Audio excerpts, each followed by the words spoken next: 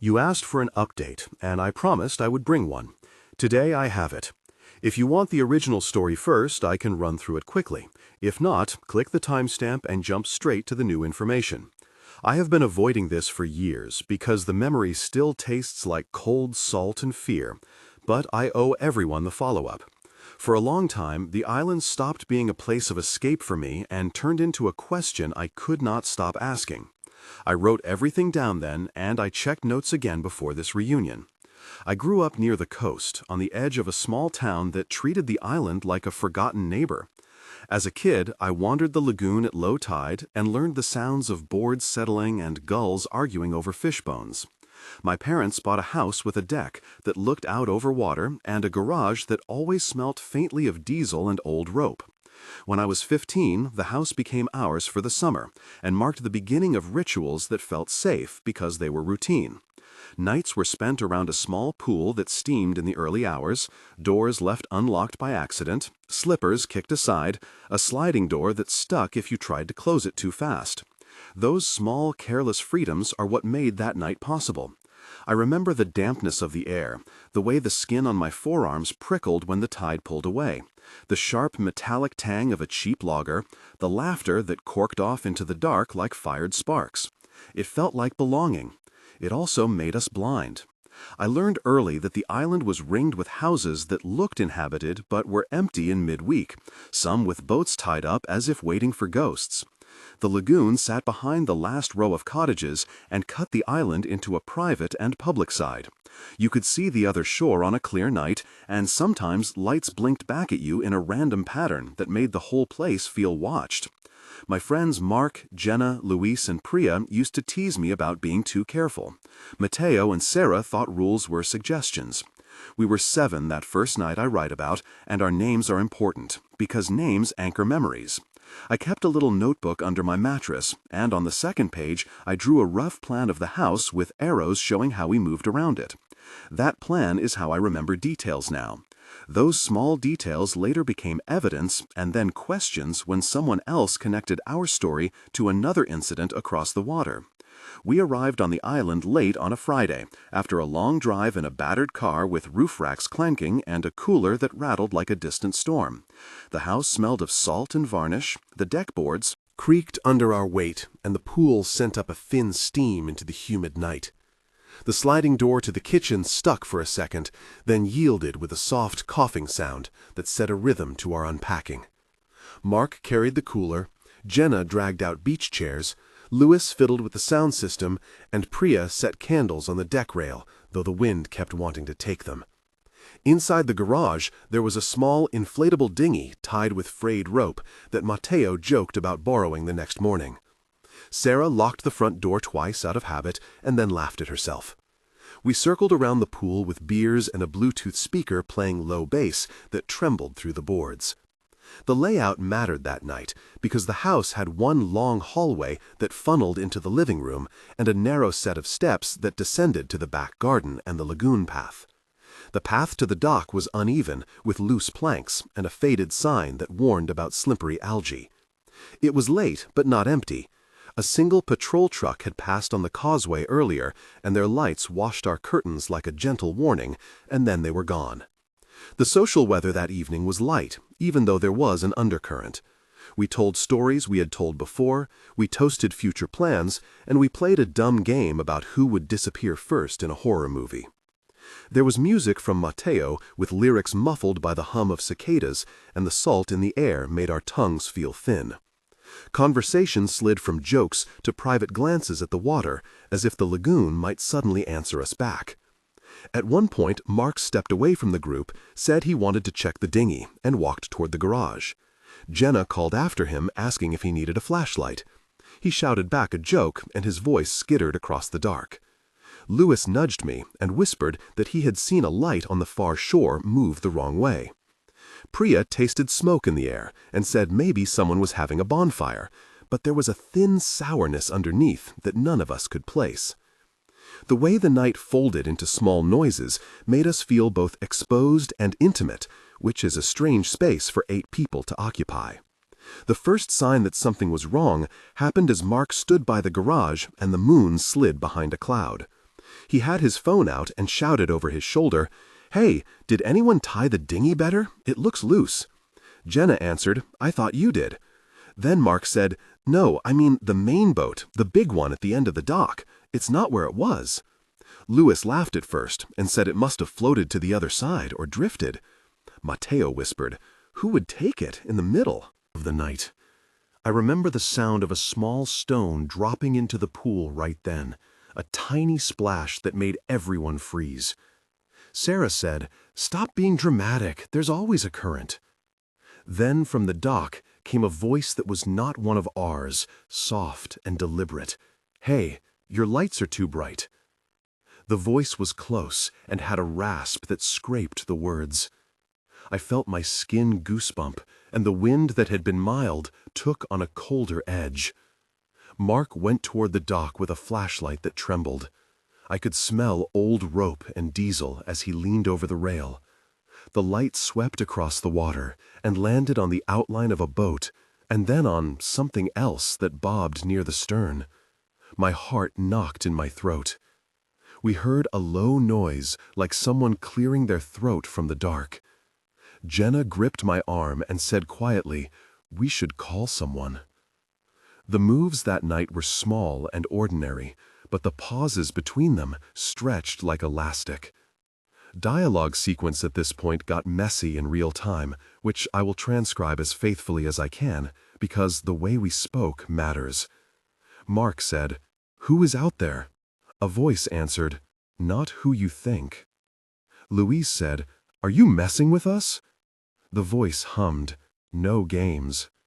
Priya said, "Why would you come here?" The voice said, "Because you left a light on." Matteo called, "Show yourself." A wet sound came from the dock as something hit a piling, and then the voice said, "You should be quieter." Sarah whispered, "Run." I remember the scrape of wood underfoot and the weight of the pool water at my back and the metallic taste of panic. We moved in a cluster toward the house, sliding doors slamming in our flimsy defense.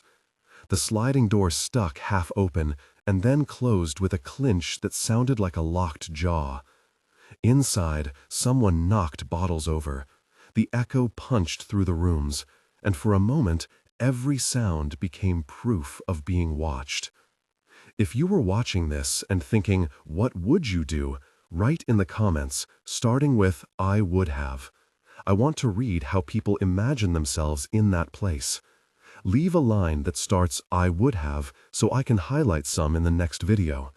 Your answers matter because they show variations of courage and fear and help others see there is no single right reaction in moments like this. I read every comment, and sometimes the patterns in your replies have led to new insights in other stories I covered. Thank you for sharing, and now back to what happened that night. The panic ratcheted up when we realized not everything was as we left it. Someone had forced the sliding door partway open, then tried to close it, and there were muddy footprints across the deck leading to the lagoon path. Matteo went quiet and counted heads out loud.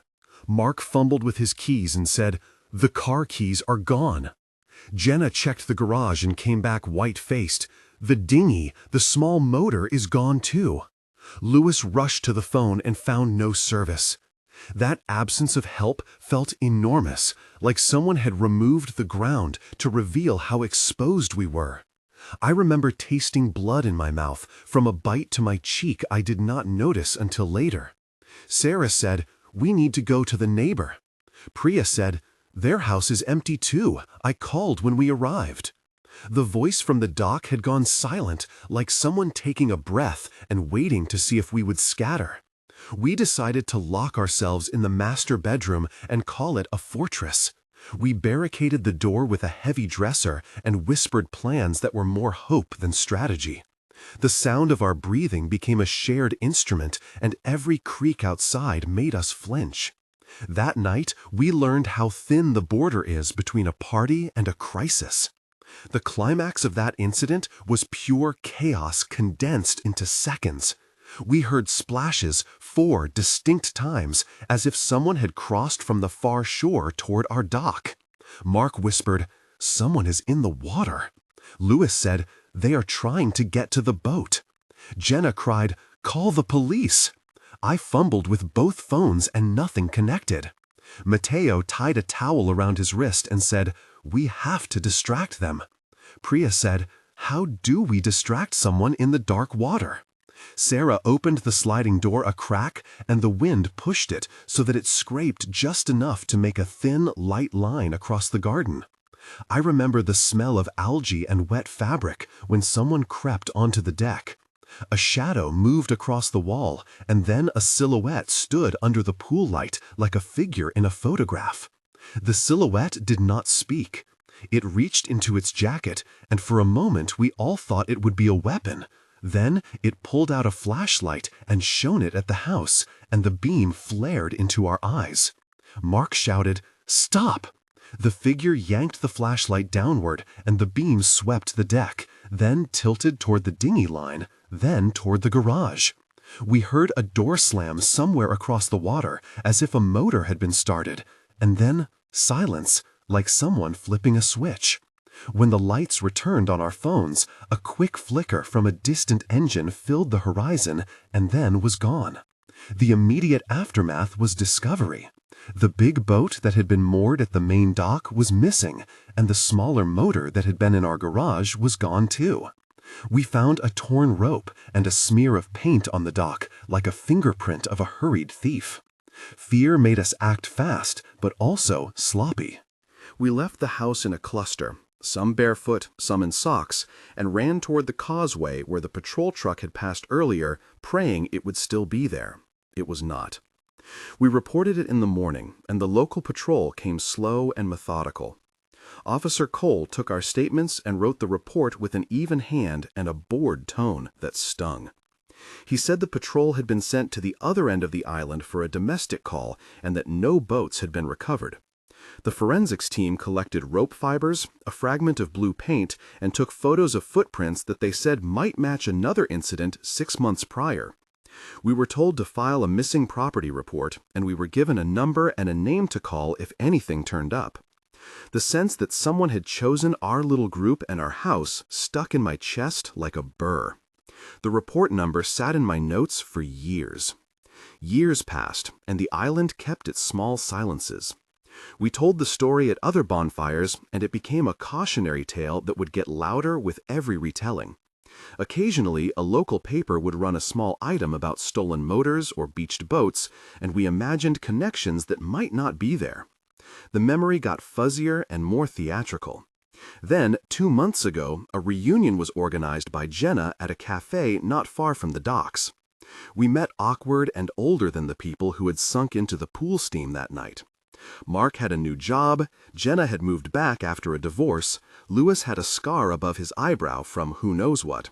Priya had a quiet way of speaking now, Matteo had a child, and Sarah had married someone named Daniel. We all showed up because some part of us still wanted to reconcile the past. It was during that reunion that the update I promised you arrived. The update begins small and ends up being the sort of detail that reframes everything. Over coffee, Officer Cole, who had been nosing through small local reports, mentioned a pattern. He said he had been reviewing old patrol logs and had flagged a string of low-level thefts along the coast 3 years after our incident. He did not give names at first, just facts and an attitude that suggested he had been waiting for permission to speak. He said, "There was a light boat spotted at 3 in the morning near Marsh Island, and it matched the profile of the boat that was taken from your dock." I said, "You mean the one that could have been ours?" He nodded and slid a photo across his tablet, a grainy image of a hull with a white stripe and a patch of paint scraped near the stern. Jenna said, "That looks like our paint." Louis leaned forward and said, "How did you even find that?" Officer Cole said, "Satellite imagery and a tip from a fisherman who remembered seeing the same stripe months later near a salvage yard." Matteo scratched his head and said, "A salvage yard?" Priya said, "So they moved it." Sarah asked, "Who would sell a stolen boat to a yard?" Officer Cole replied, "Someone who thought no one would look." The questions kept coming rapid like bullets. I asked, "Did you ever identify the sellers?" He said, "Not at first." But then he showed us a ledger entry from a small marina on the mainland. A man named Ricardo had paid in cash for parts around the time the boat was likely disassembled. Ricardo had a license to operate a repair stall near the causeway and a record of small fines. He was not in custody, but his ledger showed a pattern. Mark asked, "Why show us this now?" Officer Cole said, "Because someone called me last week. They wanted to clear their conscience, and they mentioned a dinghy that looked like it had been modified for quieter starts. They said they saw a man with a tarp and tools working late at night by the old boat ramp. The tipster refused to give their name at first, then finally said they would meet me to speak under condition of anonymity.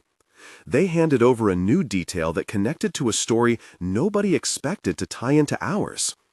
The anonymous tip said a man matching a description of a local named Hector had hauled a hulking object onto a flatbed and driven toward the salvage yard at dawn, about a month after our theft. The tipster described a flatbed, a red pickup, and a license plate that matched an old rental car from a nearby town. The ledger for the salvage yard showed payments from a second player, a woman named Carmen, who had recently been named in a separate petty theft claim near the marina. The pattern suggested coordination and not a random joyride. Jenna said, "So it was organized." Lewis said, "That explains the timing." Mateo asked, "Do we know if they sold the engine?" Officer Cole said, "The engine was never reported recovered, but records show an engine matching its model was sold to a private buyer in cash 3 weeks later." Priya said, "What about the man with the tarp? Who is he?" Officer Cole said, "We have a name from a witness account.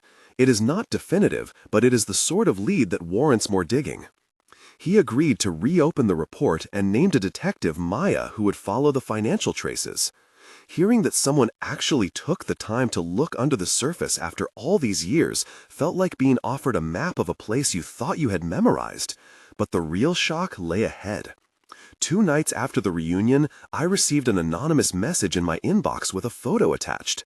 It showed a small dock 2 islands over at dawn. And in the background, a boat moored that looked exactly like the silhouette from our night. There was a caption that read, "If you want answers, come to the old lighthouse." I called Officer Cole, and he told me not to go alone. Then, at his suggestion, he assigned 2 patrol units, one to circle offshore and one to stay near the approach. For reasons I cannot rationalize, I went anyway, without telling the others. The lighthouse was a short boat ride, and the fog made the world small and grainy. The smell of kerosene and old paint clung to the air, and every step on the lighthouse stairs sounded like a confession. When I climbed to the top, I found someone waiting, a figure wrapped in a hoodie and gloves, who spoke with a voice I tried to place. They said, "You wanted an update." I said, "Who are you?" They answered, "Someone who is tired of watching junk like ours be moved and sold." They told me about an informal network of people who swapped motors and hulls, and who cleaned serial numbers for cash, and how sometimes the same names turned up in different towns. The dialogue went on for a long time, and I wrote it down as best I could. I asked, "Why tell me?" They said, "Because you still care, and because the boat you lost turned up in a place that connects to a bigger ring." I asked, "How big?" They said, "Big enough that the salvage yard is just a cut point and not the origin." That night, I learned the name of a broker who trafficked marine parts between islands, a man called Elias, who paid in cash and moved goods in the middle of the night. I learned that the engine that was sold had a serial number obliterated with a grinder, then replaced with a forged plate. I asked, "Can you prove any of this?" They handed me a small folded piece of paper with a list of transactions, a photo of 2 men loading a motor, and an audio clip of a voice speaking about meeting at Marsh Island at 3. The clip was dated in metadata from months after our incident, and the faces in the photo were grainy, but the jacket one man wore had a patch that matched a jacket worn by a man later arrested in a different theft. The update did not produce immediate arrests, but it produced a thread, and threads lead to knots if you pull them long enough. The person at the lighthouse asked me not to publish anything yet, and to let Detective Maya take the lead. I agreed to sit on it, and to share what I had with the detective only. Detective Maya did something Officer Cole had not managed. She subpoenaed the salvage yard records and cross-referenced payments with local cellular data. She found that a red pickup had pinged a tower near the old boat ramp the night the tipster described, and that a phone model showing in the ledger had communicated with a burner phone later traced to a man with previous marine theft convictions. Maya said, "It is not a tidy chain, but it is direction." I said, "Will they be charged?" She answered, "We are building a case." She was precise and unromantic about the time it takes to turn leads into court filings. Watching her work brought me a kind of tired relief. It also brought questions about why our group was targeted. Were we convenient because we left a light on? Were we chosen because we had something they wanted? We may never know the full motive. But the update changed the story from a random robbery to a fragment of a pattern. There are moments of tension I still replay in my head, and they are worth telling in detail because they reveal how close we came to losing more than property. The first is the night at the dock when the silhouette stood under the pool light. I can still feel the chill of that beam on my face and the way our voices shrank. The second is the discovery of the torn rope and the smear of paint, which for me sealed the theft as intentional and reckless. The third is the lighthouse meeting, when a stranger handed over proof and risked something to close a loop. Each of these moments carried a score of physical details: the scrape of fabric on skin, the smell of diesel and salt, the taste of metal fear, the texture of planks under bare feet, and the echo of footsteps down to the water. They are each about 5 minutes long in memory, and each time I tell them I notice new angles. The light fell in this way, the wind sounded like that. They are the pieces that make this update feel less like gossip and more like a pattern that needs a response. What changed practically after the update is a list of small but meaningful actions. Detective Maya put in for a search warrant at the salvage yard and a civil order to freeze certain transactions while they traced funds. Officer Cole reopened the original report and added the new evidence to the file. Some of the men named in the ledger were interviewed, and one man agreed to cooperate in exchange for a lighter sentence in a different case. The community began to talk openly about securing boats and motors, and about leaving lights off when houses are empty. Mark replaced the padlocks on his storage box. Jenna organized a neighborhood watch float that meets monthly. Louis bought GPS trackers for our future rentals, and Priya now keeps a folder of serial numbers in her glove compartment. Those are small victories, but they are concrete. They also form the practical aftershock of a story that once felt like memory and is now moving toward resolution. The epilogue has to be counted in 3 parts because progress was not linear and because wounds take time to stitch. 1 month after the lighthouse meeting, Detective Maya had secured preliminary subpoenas and the salvage yard produced partial financials. We were briefed in a cramped office with coffee that tasted bitter and fluorescent lights that made our skin look thinner. Officer Cole sat at the head of the table and said, "We can trace most of these payments, but not all."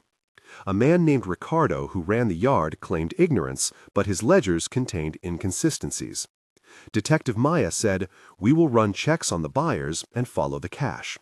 Mark asked, "Do we get our stuff back?" She said, "Maybe some parts, but the goal is to stop the network." The mood was one of grim focus. We left with a sense of movement and a new list of things to do if we wanted to help. Consolidate statements, collect serial numbers, take sworn affidavits. It felt like early surgery. It hurt, but it meant action. 3 months later, there were arrests in a related ring on the mainland. Detective Maya called and said the financial trail led to Elias and a co-conspirator who had been arrested when they attempted to move a crate of motors to a known fence. The arrest did not include our engine, but it cracked a segment of the network and recovered paperwork that proved transactions had been laundered. Officer Cole said, "This is what we hoped for." I remember sitting by the lagoon and watching the tide come in, slower, like it had more weight. The community began to install discrete cameras and to mark engines with an etching tool. A local patrol boat increased nighttime checks, and the patrol captain promised to prioritize quiet hours near the docks. These practical changes reduced the immediate risk and gave us neighbors a checklist we could follow. The sense of vulnerability did not disappear, but it became a managed condition. 6 months from the meetup and the long arc of the update had shifted public attention. A small feature ran in the regional paper, and Detective Maya presented the case to a county prosecutor who approved more aggressive subpoenas. Some of the salvage yard records led to civil suits, and one buyer returned an engine in a plea arrangement. The legal endgame is still in motion, with hearings scheduled and a possible dismantling of a loop that moved stolen marine parts between islands. For us, the personal consequences continued. Mark sleeps with a small alarm in his bedroom. Jenna no longer leaves windows open. Luis refuses to borrow a boat without paperwork, and Priya keeps a portable charger and a list of numbers taped to the inside of her wallet. For me, the update closed the idea that we were forgotten. It did not fully close the wound, but it moved the story forward and made it harder for that kind of theft to feel like an ordinary risk. If you take one thing from this update, let it be simple and practical. Document serial numbers, photograph hole markings, and consider a GPS tracker for any engine or valuable motor. Trust neighbors and push local patrols to coordinate logs and satellite checks when patterns emerge. If this story moved you, please leave a comment starting with "I would have," and I will read them. If you want more updates like this, subscribe, and I will keep tracking what Detective Maya and Officer Cole uncover. I do not pretend this is finished. The worst part has always been the sense of not knowing if you are alone in being targeted. The better part is seeing communities organize and investigators who refuse to let patterns go cold. Lock up what you can, watch what you leave out, and do not be tempted to assume small things are harmless. The night will feel calm until it is not.